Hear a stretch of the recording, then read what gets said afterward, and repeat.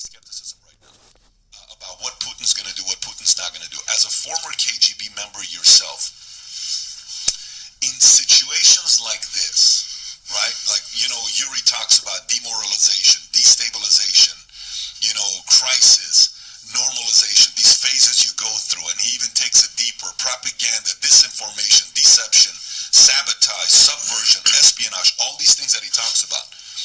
And that's the playbook of KGB. Let's just say, if it is the playbook of KGB, if you could think to the best of your abilities on what the KGB was trained to do, the true believers, and you've heard Putin say there's no such thing as a former KGB. You've heard him say that before, like there's no such thing as a former KGB.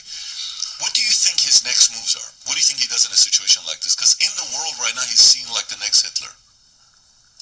I don't want to really disappoint you, but that KGB training that he brags about wasn't that good for him.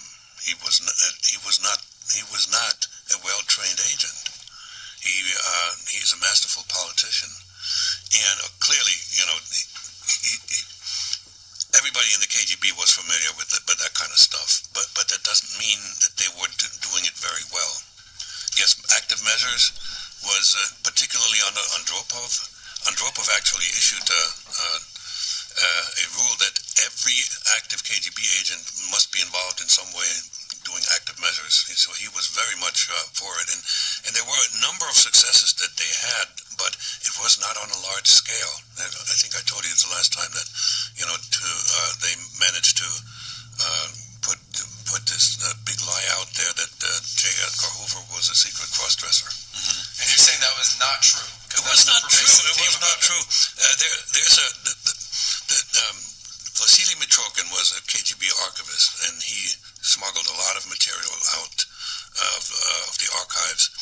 And in his book, there's a section about active measures, and there's a number of things where he says, yeah, the KGB did this, that.